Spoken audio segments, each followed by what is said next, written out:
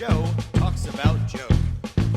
And now, your host, Joe Slepsky. Hey everybody, it's me, your host, Joe Slepsky, and welcome back to Joe on Joe. This is the only podcast where I've covered every episode of the Sunbow cartoon, DIC, even G.I. Joe Extreme, and every issue of the Marvel Real American Hero comic book, page by page, panel by panel. This week is another episode of You on Joe. That's right, you, the G.I. Joe fan, the listener who loves America's favorite fighting team. You are the star of this show.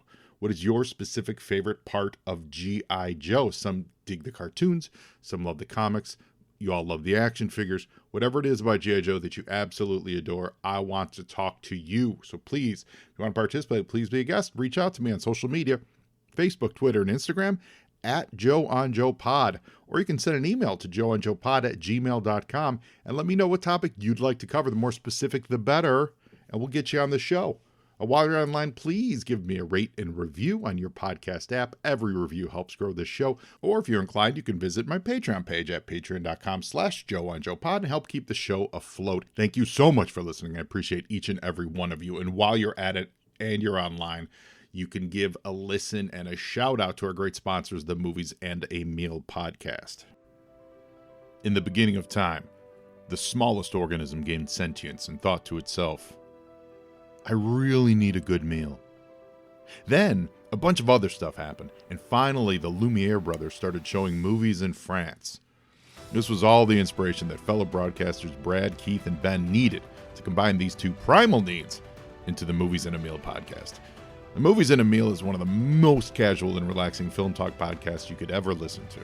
These three friends enjoy a good meal together while talking all about the movies. And not just reviews, they do favorite lists, comparison discussions, genre talks, anything and everything that you can think of. They've even broken their solemn promise inherent in the name and branched out into TV talk. So I love the variety of films they bring to the table. They cover new releases, classics, cult films, often in one episode. It's really a delight to listen to, and it has something for every movie fan out there to enjoy. So if you're looking to grow your podcast library, if you eat meals, and if you've ever seen a movie, then you should give Ben, Keith, and Brad a listen and subscribe to the Movies and a Meal podcast. They've been a great sponsor to this show. I love the Movies and a Meal podcast, and I'd like all of you to love them too. Now, I'm so excited for you guys to meet today's guest. It is the mind noodler himself, Mr. Matt Donnelly. Matt is the co-host of one of my absolute favorite podcasts, Penn's Sunday School, and he has been the head writer for Penn and Teller Fool Us for 9 seasons. He's also a very talented performer himself, a comedian in his role as the Mind Noodler. With a mix of comedy and magic, he is about to embark on the Foolers Live Tour, which brings together some of the best magic performers of our time. They're all winners from Fool Us, and they showcase some of the best performance pieces of Penn and Teller themselves in this show. So please visit foolerslive.com to go check out their schedule. Find a performance near you. It's Midwest and East Coast primarily. Shows are September through October 2023, and you're absolutely going to love this show. If you've never seen an episode of Fool Us, it's a delight. It's like a talent judge show, but without the venom and with nothing but delight and magic. So it's a really great show. You should really check it out. Matt, like so many of us, he had a G.I. Joe presence in his life. Of course he did. He was a kid of the 80s, right? His favorite character, and then who can blame him, come on, was the man himself, Snake Eyes. So specifically today, we are discussing Snake Eyes version 2, which was where a brilliant concept rocketed to the stratosphere. Simple in its design, yet completely distinctive and absolutely unforgettable, Snake Eyes version 2 released in 1985 as part of the Series 4 line. Maintaining his primary all-black look, Hasbro added gray accents in the form of his belt and gear with a very subtle silver flourish on his wrist arrow. His visor was the most iconic piece of the look. It's one that still resonates to this day. Horizontal slats that mirrored 1980s post-punk MTV sunglasses. They seemed an impossible impediment to actually seeing, but they made Snake Eyes seem even more incredible. It's like he was so capable, he purposely would impede his vision to make it a fair fight. The next addition to his figure was his sword. Now, if you recall, version 1, Snake Eyes, had no mention of him being a ninja. He was a mysterious commando with martial arts training and the best at what he did. It was the comic books that added the ninja element to it. So when that comic book ninja element crossed back over into the toy, now all of a sudden you've got a depth to this character that just absolutely defines him for a generation. He's not only the greatest commando, we knew that, but now he's also a ninja. Forget it. Stop it. That's what I want in my life. And finally, after his debut in the cartoon, Timber arrived in 3 3/4 inch scale. In the comics and the cartoon, Timber was never really a pet, see. He was more of like a spirit animal for Snake Eyes. He was a representation of what Snake Eyes was underneath the surface. You know, he's a wild animal living among us that had the ability to go feral if pushed, but he was loyal to the end. Now, visually, his figure, talking Timber here, it was cast in light gray. It made a wonderful contrast to the darkness of the Snake Eyes figure. So when you put them together on your shelf, or just even literally on the store shelves, they popped big time. It's just a wonderful combination. He's such an iconic figure, Snake Eyes is, that he culturally imprinted on absolute every single 80s kid. Anyone who's ever seen him goes, oh yeah, that guy with the visor, he's awesome. Underneath that mask, he could be absolutely any of us. We were all Snake Eyes and he was all us. And it's certainly imprinted on our guest today, Matt Donnelly. So please sit back, relax, and enjoy my conversation with the Mind Noodler. We're talking magic, we're talking Las Vegas, and we're talking the greatest action figure of all time. Yeah, so tell us, Matt Donnelly, Fuller's Live, this is the spin-off show from Penn & Teller's Fool Us, which you're the head writer on, right, for 9 seasons? Yes, yeah. Every American season, I've been the writer on that show. We're about to shoot our 10th season. We have been sanctioned by the strikes to proceed with this season, so we're okay to talk about that. That's important. My wife's Toilet listeners know, the Cobra cleaning woman. She's a member of SAG herself, so we respect that in this household. Yeah. So, I mean, they took a look at putting together a show, and then Mike Mills Entertainment, along with two-time Fooler Vinny Grasso, kind of approached them to be like, do you guys want to put out like a tour? And less about Fool Us and more about Penn & Teller in terms of like their legendary status kind of deal is that like that they've invented so much stuff that they don't get to perform it all the time. And so we're performing some of their material. Amazing. And so, yeah. And just kind of a variety of people, right? So you have like Jessica Jane Peterson, who's like a real like a fire-eating kind of daredevil, really skilled magician. We got Alex Ramon, who is a big like illusionist. He has his own show in South Lake Tahoe, big box tricks, that kind of stuff. Fun. Vinny Grasso, who's a really charming and hilarious mentalist. And then I'm just the wild card. I'm the comedic weirdo. Well, you're the Mind Noodler. I'm the Mind Noodler. Which is fabulous. I do big, weird things that make people laugh. And my show's only gotten more ridiculous as I've gotten along here. That's awesome. I love hearing the progression of it as you've described it. And you've been doing Mind Noodler for 6 years, I want to say? Yeah, almost 6 years. Yeah. Which doesn't sound like a lot of time. But I started performing comedy like on the weekends since I was like 15, 16 years old. Mm-hmm. And I've never really taken a break from it. So I had a lot of stage experience, and I kind of learned magic on a dare. I was being an arrogant jerk. I was mouthing off to Penn from Penn & Teller saying, because basically as the head writer of Fool Us, I have to interview all the contestants because I have to help the host interview 60 magicians. And so I was getting frustrated just talking to full-time magician after full-time magician after full-time magician. They weren't famous, but they were just living their lives and living comfortably. And I was like, I basically was like, I should just learn magic, right? Like, it's so hard to make it in comedy. Why don't I just learn magic?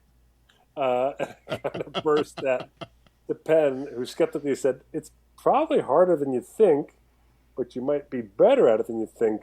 You should maybe start by learning, I don't know, one trick. So that was kind of a challenge. But then he kind of fell in love with that challenge. And so we spent that season. I always stop by Penn's dressing room between tapings and kind of chill out with him.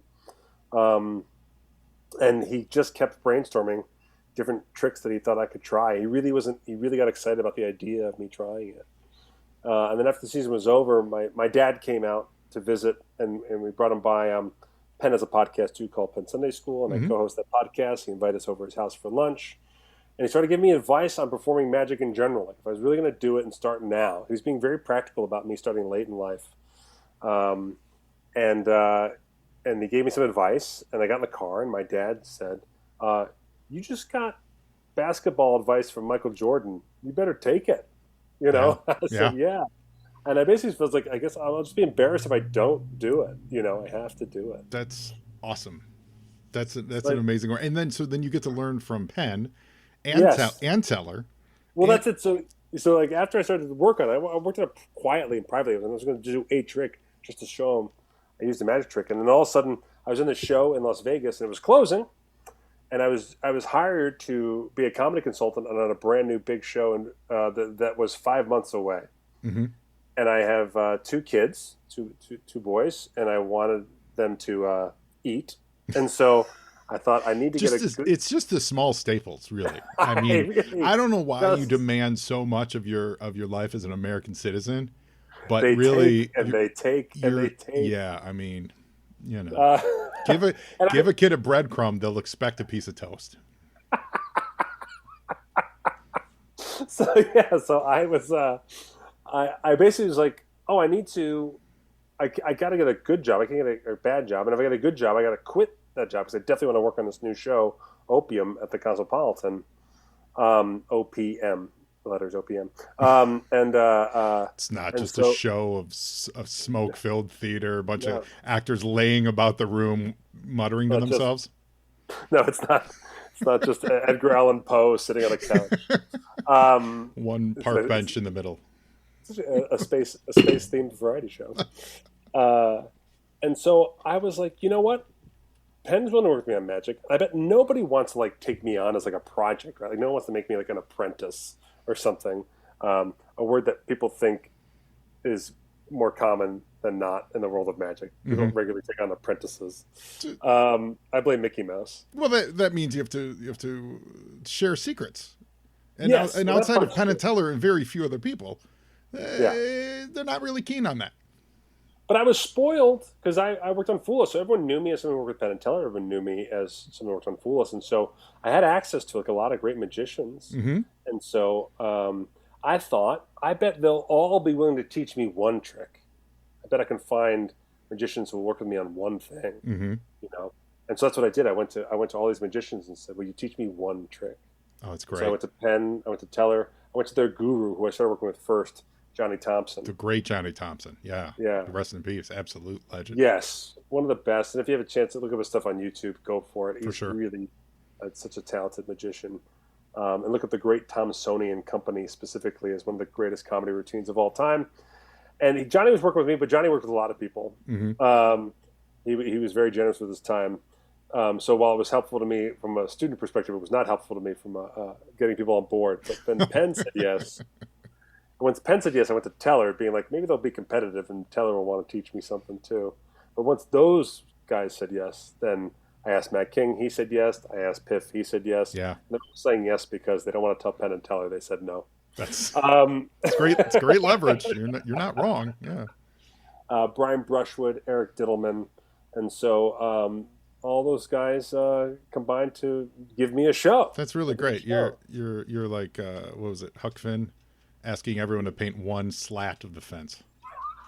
Exactly. Yeah, exactly. That's really awesome. That's a really great origin story, and you've been doing it. And I've missed you every time you've been out here to the castle. Every time I hear that you're here, it's on a show. It's on an episode of Sunday School, and you're like, I was just at the castle last weekend, and I'm like, oh. I know. So I really want to see you. But you played it at the Magic Lounge in Chicago. I've been to that. That place is great. That's a great place to perform. That's run by a friend of my wife's from her when she was going through Second City back in those days.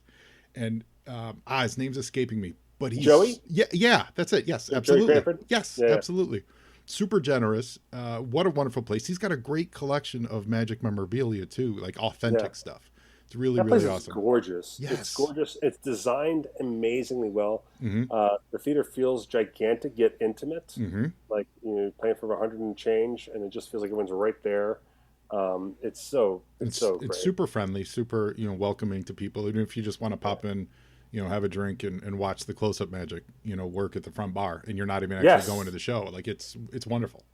Yeah, I've had a blast there. Yeah, I've been very lucky. I tried hard to get into the castle, and once that was there, a lot of the other magic venues said yes to me, and then it's been going very well. That's really great. That's really great. So, listeners, if you do want to catch up and see what the My Noodler's up to, go to mynoodler.com. That's noodler as in like fish and noodles, like you're noodling. Yes. Mindnoodler.com. You did just finish a little mini tour with that. Yes. But then this next tour, we're talking Foolers, that runs from September 14th through October 15th. So it's a hot 30 days. You're hitting a lot of places. We're playing like Midwest, East Coast kind of thing. Yes, that's the first one. It's the first tour, and that's what we're doing. We're starting off. Yeah, we'll play the Midwest and then head to the Northeast. We're gonna announce more dates. So go over to Foolers Live and sign up for the email list, because we are gonna add. I know for a fact that we're probably gonna add about 10 more shows than what's already published. That's awesome. Up on there. Yeah, go to Foolers Live and check it out. I don't know if you guys love magic as much as I do, but I freaking love it. I think it's great. I've seen Penn and Teller once in Vegas. I watch Fool Us whenever we're able to catch. Congratulations, you got Brooke Burke now as your new host. Is that correct? Yes. Yeah. It's a real trip for me as someone who is a fan of Wild on E. Yeah, who subscribed to Maxim back in the day. That's fantastic. And Allison Hannigan was a fabulous host. So best wishes. She was. Yeah. She did 7 seasons. 7 seasons. Now, how did you get your start at head writer there? Did you know Penn and Teller before that, or did you start with that, or because you came from the improv world, right, out of New York? I did. I came out of the improv world in New York, which we still did a lot of sketch writing and stuff like that. And I had worked with Penn and Teller before Fool Us. However, they were not necessarily interested in me as a writer, even though I'd written for them on another show. But I ran into the producers of the show at Penn's 60th birthday party, and they're just about to relaunch the American version of the show. And at that time, I was very lucky. I got hired by Lisa Lampanelli. Oh, yeah, she's great. Yeah. Yeah, so she hired me to do a round of punch-up on her last special that she did. And I got to work with her. And then I wrote this interactive show that took place in downtown Vegas called Alibi, where people would kind of follow an adventure where they'd have to go in like the back of a restaurant and get like a briefcase handcuffed to their wrist and figure out codes. And it was this kind of pseudo way to tour Fremont Street in the downtown Vegas scene. Does it end with you kicking that guy in the nuts? Because I've seen that guy. I know you've talked. I've heard him talked about. I've also seen him live. We couldn't afford him. He was too expensive. But we did have fake street performers and that kind of stuff, and it was kind of thing we didn't know who was real. That kind of. Oh, that's neat. Yeah, that's really cool. And so that was going really well. And so when they checked in with me, the fact that I was doing other things, they were like, "Oh, you're doing things besides riding Penn and Teller's coattails," and I said, "I am." They didn't say those words, but that's what it felt like. It also you've written in his voice so much. I feel like that's something that sounds like his voice. Yes, and I do, and I do love writing for that voice. So they basically said, like, "I want you to submit a writing packet." And so that's how you get hired by real TV shows, is you submit a writer's packet. Sure. I did that, and then heard nothing. And then I called the producers to kind of check in to be like, "Hey, am I going to work?" And they were kind of like, "Oh, we like some of your stuff." And they said, and at the time, the first season was hosted by Jonathan Ross. Okay. Who came over from England. So I made a bunch of like England versus America jokes, and I think it was some kind of bad teeth dentist punchline. But Andrew's like, you can write an intro that says like, blah blah, and he quoted 2 jokes. And the 2 jokes he quoted, I thought he was quoting from other packets, and he sounded like he was quoting from other packets, and he said 2 jokes that were mine. And I kind of was like, is this some kind of weird head game? Yeah. And so I just froze and said like, oh, okay, I'll try to write more like that. And he goes, okay, man. Well, yeah, write some stuff up and let me know how it goes. And they got off the phone. And my phone rang like a minute later. And it was the executive producer of Fool Us. And Andrew said, hey, did I just tell you to write jokes like the jokes that you already wrote? I said, you did. And he goes, all right. I'll see you on Monday. No! I got the phone, and I got hired, and that was the way it went there. That's So, a great story. That's a fabulous story. And yeah, the way you work yourself, the way you handle that is yeah, perfect. yeah. I It's just froze, and it worked to yeah. my benefit. Yeah, Yeah. I Oh my really was gosh. like, what do I do with that information? I was really lost. Thank God he That's called back. that's that's really fantastic. Well, I do have I did send out a note to some listeners that you were going to be on, and one listener in particular wrote back, and this is going to roll. We're going to roll into GI Joe right now because Great, let's do it. this is Joe on Joe, and Yeah. Chris Angel has a question. You first got into Snake Eyes. We were talking V2. That was your Snake Yes. Eyes. You were telling me that was your jam when you were a kid.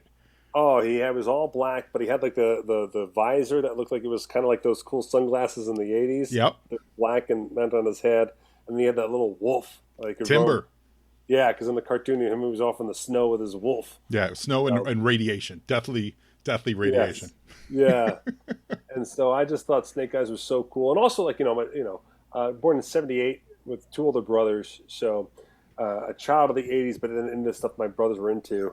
Ninja culture was huge. The biggest. Huge. The biggest. Yeah. And my oldest brother was like a black belt, and then, there was like cartoons where like little kids went around and they would become ninjas and then Sure. fight and stuff like that. And the smoke bomb that would really work. It was a giant smoke thing that you could just become nothing behind and that kind of stuff. And so the whole and then I love the G.I. Joe cartoon. So the Snake Eyes was like the perfect blend of like this ninja culture because every small town in Jersey had some karate dojo or some, I grew up in Central Jersey, and which is the most unrealistic part of the movie The Karate Kid. He left New Jersey to learn karate. Really, no. Could have learned it right there at that off ramp. You really could have made like a left or right Yes. and learned karate, no problem, completely. Just one town over. So every town had a karate dojo, and so it was so much in the mix, and so Snake Eyes was like the ultimate blend of both of like the ninja like things of like martial arts plus the badass armed forces super soldier type of thing. Yeah, I mean he had an Uzi. I mean an Uzi. Come on, an Uzi that never ran out of ammo.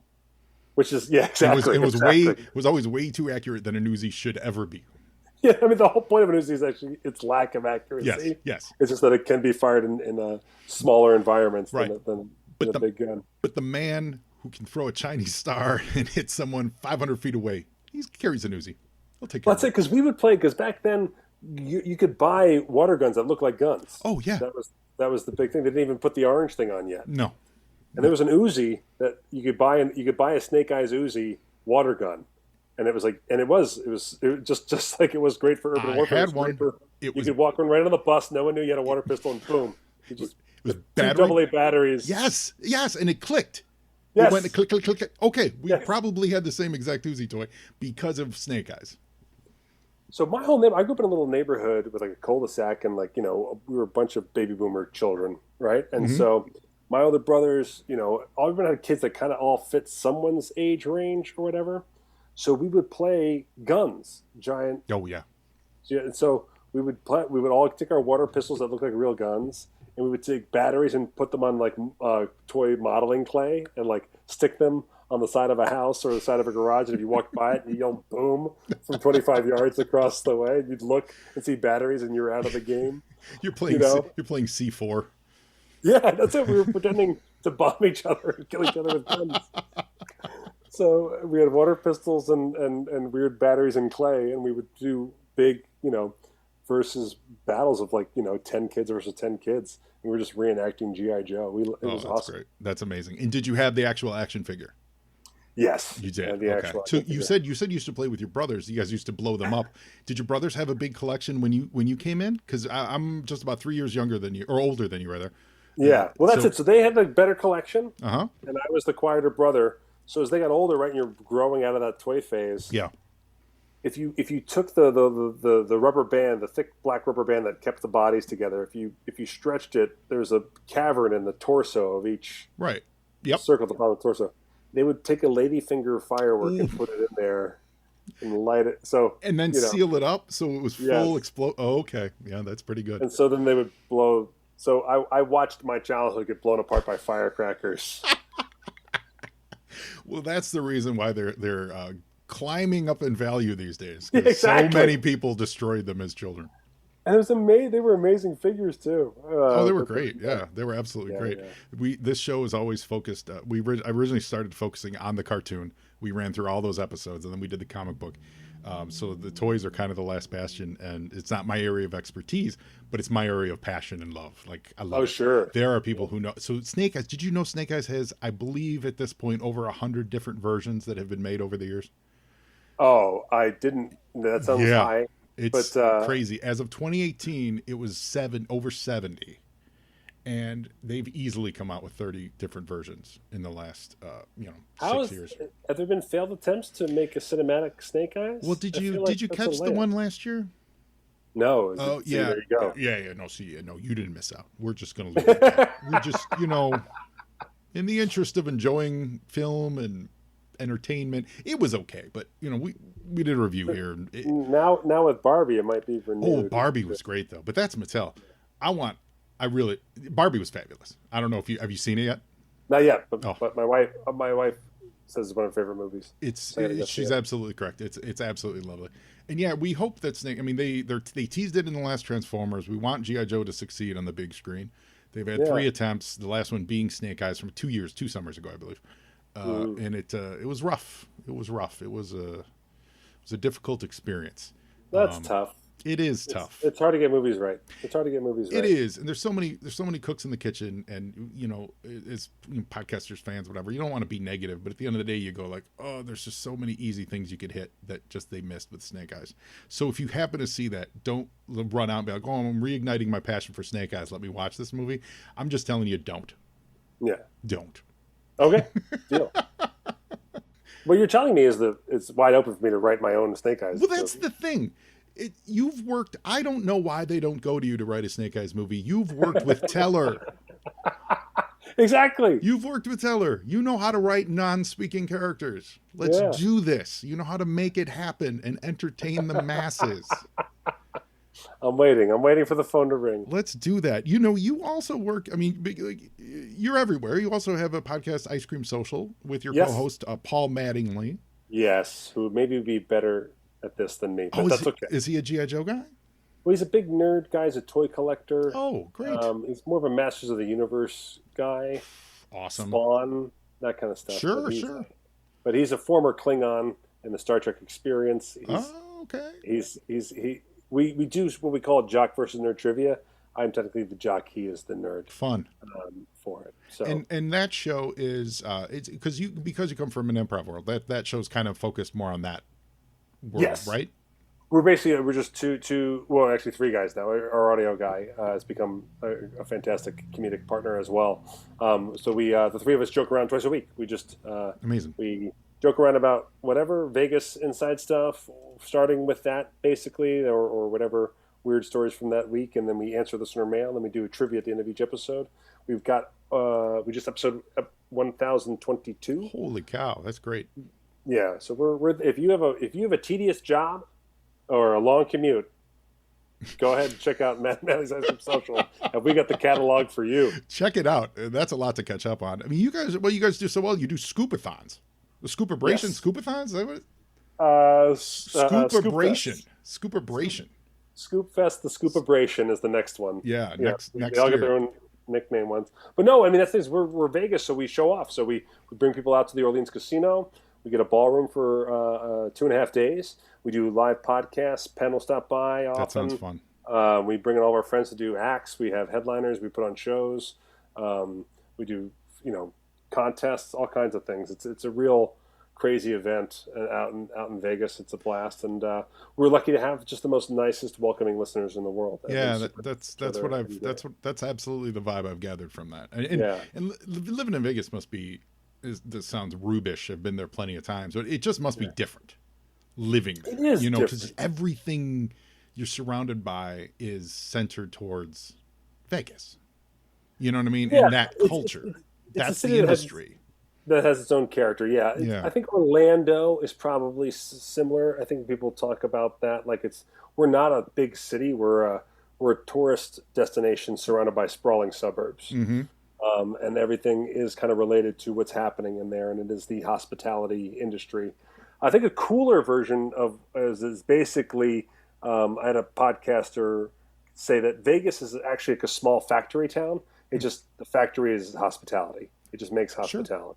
That makes sense. Just like we all loved when the WNBA Aces won the championship. We threw a huge parade. The whole town rallied around that kind of stuff. And I think that when you're rallying around properly, yes, when the whole town galvanizes for the WNBA, we are a small city. Yeah, that says a lot. That says a lot. I get it. I hear what you're saying. That does say a lot. Yeah. I hail from Chicago. And having been at the Bulls parades back in the day, I hear what you're saying. Man. I hear those parades were crazy. I was in high school. That was wild. That must have been wild. Yeah, it really was. How are you enjoying the Raiders being there? I really want to come to watch football in Las Vegas. How is that experience? The Raiders coming here has been pretty great. Mark Davis, I think, is really good at kind of endearing himself to the city and things like that. I think the good part for the Raiders is it was actually the Vegas Golden Knights, the hockey team that just won the Stanley Cup. Congrats! They did for all the hard work you put in. They did such a great job. I did such a great job. They did such a great job ingratiating themselves to the city and really becoming part of the fabric of the city out here. I think the Raiders just kind of followed the Knights' playbook. That's cool. And did all the things that they do. But it's been really neat. Because I moved here in 2008, where I remember signing a petition. Like, we want to build a professional sports stadium here, even though there's legalized gambling here and there'll never be pro sports. Yeah. Would you sign a petition that would simply say that you're interested in this pro sports team coming to Vegas? And I was like, sure, it'll never happen, you know, and signing away to it being now like this giant sports city. That ban was just such the mark of hypocrisy of turning a blind eye to what was really happening. Of we can't have a sports teams here because there's gambling, even though everyone everywhere at that point has been doing online actual gambling and fantasy football and Like there were certain casinos where like they owned like the Suns, so like you couldn't bet on a Suns game if you were in Vegas. Right. Little things like that. It was so strange. It's so weird. And there were some big scandals from back in the day, and I get that. And I just think, but it is like this kind of the internet has made things. Tark the Shark, running Rebels. He was I believe acquitted of everything. Oh, was he really? Yeah. Really? Okay. Well, I take that back. I believe the NCAA. He sued the NCAA and they paid him $2 million. Oh wow. Yeah, but no other betting scandals like, of course, Vegas, but it starts with whatever. But sure. Who cares? It's just that basically what I'm saying is that the internet has made it now so gigantic. It's so hard to fix things the way you used to try to fix things. And there's so much money on both sides of every equation that it's not the same advantage to have that go on. Well, I'm excited to see it there. I'm also very excited to have you on today to talk about Snake Eyes Matt Donnelly. Yeah, let's do it. Because he's amazing. So I really appreciate that you brought some Snake Eyes love. Did your timber survive the yes, he was never firework bombings? He was never captured by Cobra Commander and therefore sentenced to explosive death. No, he survived. I always like to ask guests when they say that they have young children on there, is G.I. Joe either A, something that they would express, because it does exist now and it's mostly towards older fans, but is it something that you would ever share with your kids or introduce your kids to, show them the old cartoons, because they're all on YouTube, you can actually watch them totally for free. Hasbro puts them up and all that. For a while my kids took a liking to Voltron. Oh, that's dope. Yeah, that's really so cool. They have the Voltron figure, which I believe I bought from simply out of my own. Like, I could never afford the Voltron figure when I was a kid. Yes, so I totally bought the giant Voltron. I always wanted same thing. I could never afford Voltron, so I got them the full Voltron one Christmas because they watched 2 episodes. I was like, you're in. Awesome. But no, they watched a good deal of Voltron, a little bit of Masters of the Universe. They never got into G.I. Joe yet. But it's so hard to compete with Roblox and that's the thing. Minecraft. It's an uphill battle. So we hope if only G.I. Joe wanted to charge credits for everything that Snake Eyes wore on his thing, then the kids would be in. Yeah. He is in Fortnite. If they play Fortnite, they're trying. Oh, that's good. Yeah, they're trying. My youngest doesn't even understand that American currency is a thing. He just understands Roblox gift cards as currency. That's his only sense of money is that. So if GI Joe want to get on that train, I think they would have more success. Well, as an ambassador, if you do run across GI Joe with your children in the future, please feel free to introduce them to it and I will spread the word. That's how it's going to survive and thrive and grow and all that stuff. Yeah, I will. Well, thank you for being on the show today, Matt. It's really a pleasure. And by the way, in reference to your most recent episode of Penn Sunday School, you're absolutely right. I do also have a friend named Matt Donnelly. So my Noodler is the right way to go from a Google search. It's true. For anybody else, I was working with Teller, and Teller was like, "Why are you going by the minor there? Why don't you just go with my Matt Donnelly?"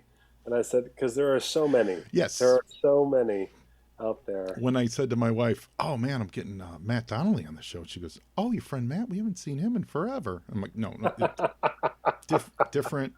Does he have nicknames? It's not Sweet Matty D, which is how we can find you at Sweet Matty right. D on Twitter or X. Yeah. I will always call it Twitter. X is stupid. It'll be Twitter. Yeah, it'll always be Twitter. And before we go, I'm a massive Bruce Springsteen fan.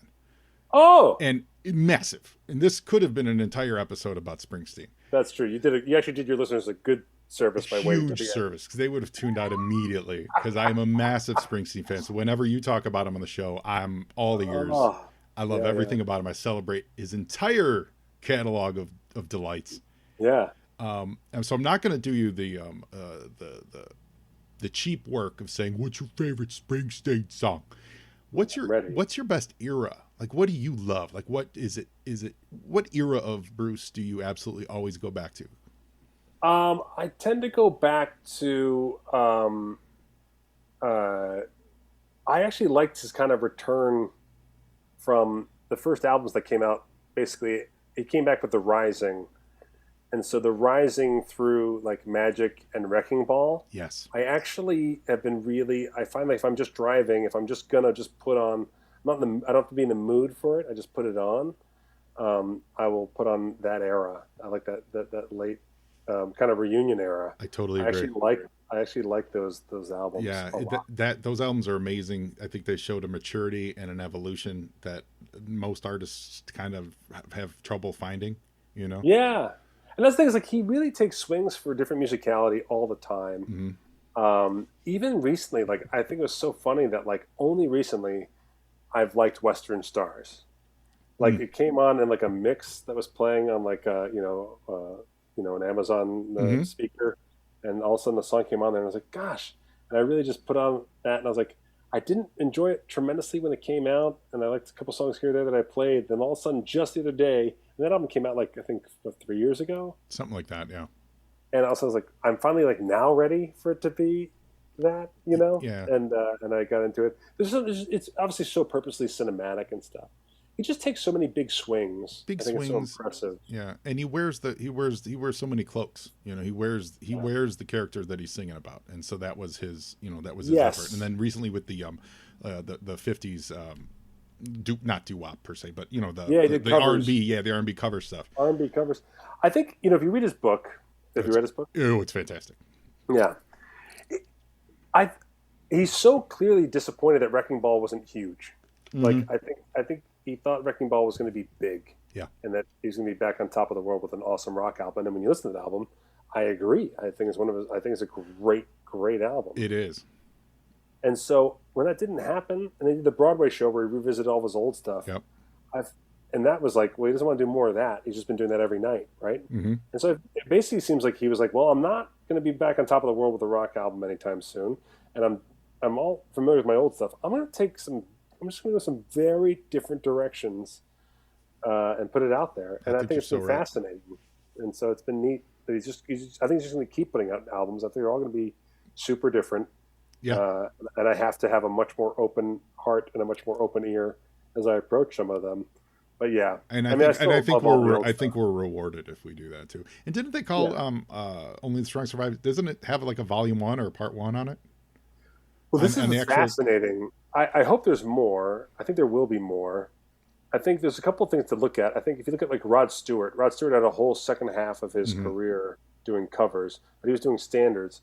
But for Bruce to take on like these kind of cooler R&B hits that are a little lost in time, I think is really smart. And he had a whole album of those songs that he threw out. Wow. So the volume one, I wouldn't be surprised if this was volume one. There'd be more volumes because there's a whole bunch of volumes that he actually just decided one day, no, none of it, and started from scratch. Oh, and so this so good. is actually the album that came out is actually his second attempt at finding those songs that he wanted to cover. Oh, it's amazing! I didn't know that. Did you? You must have caught him in New York on Broadway. I didn't. Oh. I was living out here in Vegas, and my wife was trying to find a way to like maybe surprise me with it. And it was just so expensive. It was. We were blessed. We looked into some last row tickets at a reasonable rate, and it was everything I you would regret think it would be. And I'm trying to figure out now how to go see him. And look, this whole dynamic pricing thing, they just got it all figured out now, and it's so expensive to see anyone in It the really concert is. right Yeah. now. And I'm like, God, I'm a huge fan, and yet I don't want to spend, $2,000 or $3,000 to go see him. Because that's what it costs. Because he doesn't come to Vegas, so I have to pick whether I'm going to LA. We traveled to Dallas because he wasn't playing LA, so we ended up getting again nosebleed seats, but then it was the cost of the trip and everything, So But I'll figure it out. I gotta see him. He's amazing. How many times do you think you've seen him over the years? I think I've seen him 6 or 7 times live. Awesome. I cry. It's like religious. And you cry at the weirdest songs. Yes. When we saw him on Broadway, both my buddy Matt, and also Matt, but not Donnelly, we both teared up at "Dancing in the Dark," of all songs. Like independently, we just kind of looked at each other, and there were tears rolling down our eyes, and it was like, "Why this?" I mean, this is because the lyrics of that song are gut wrenching, heartbreaking lyrics. Heartbreaking. Yes. It is angst. It is angst before angst. It was popular. Yes, and strip it of the 80s production. Yes. And you get just it's everything. I don't know why everyone's not a massive fan because it's awesome. My era is clothes, my hair is my face, man. Yes. I ain't going nowhere. My era is pre darkness all the way up through darkness. That's my favorite. That's my era I always go back to, especially the live stuff, because there's a rawness to it and there's him figuring it out. And that stuff brings me to tears all the time. Darkness is beautiful. Like, I listen to it in context is beautiful because he was afraid the lawsuit that kept him out of the studios and recording albums, and he was afraid that punk and all the new rock had passed him by. And Darkness on the Edge of Town is his answer to punk and Seeger and John Cougar Mellencamp, and it's like this beautiful kind of like trying to keep up element to it, and yet the lyrics on it are just awesome. Yeah. Awesome. That's it. Just actually, I was going to bring a G.I. Joe connection to this. Do you know who Clutch is? The G.I. Joe character, Clutch. Oh, shoot, I forget now. Modeled after Springsteen. Oh, I didn't know that. Yeah, he was the vamp driver, and his home in the file card was Asbury Park, New Jersey. They gave him like the beard stubble thing, and he was kind of like Larry Hama, who was making all that stuff. It was designed to kind of be a Springsteen reference, and like he listened to Springsteen on his file card and all that stuff. So ironic, considering you read his book. He could not drive for the longest time. Right, Never exactly. got a driver's license. Yeah, so funny to make Clutch the driver. Yeah. So that's and in the comic book there was a real effort from our perspective, a real effort to make him kind of the star of the book. And then the toy line, he just, he came with a vehicle. He didn't really take off. So then it shifts to being Hawk and all that stuff. But in the first 20 issues, Clutch gets really featured. So there's an alternate universe where a Springsteen-inspired character is the lead alongside Snake Eyes, running around shooting cameras. I just needed you to know that. Yeah. That's good to know. Yeah. Matt Donnelly, my noodler, thank you so much for joining us this week on Joe on Joe, man. Yeah, man. Thanks so much for having me. It's a real pleasure. Listeners, absolutely check out the Foolers Tour. It's foolerslive.com. They've got dates coming up. If you're in the Midwest or on the East Coast, there's something within spitting distance. So please go check them out. And then check out the next season of Penn and Teller's Fool Us. Do you have an air date for that, or are you just starting to film now? I don't. We're just starting to film now, but it will probably be out in late fall. Wonderful. And you all know where to find that. And say hi to Matt Donnelly at Sweet Matty D on Twitter. Matt Donnelly, you're the best. Thank you so much for joining us. Thank you so much. I loved it. Thank you. Awesome. And now you, Joe. And Joeing is half the battle.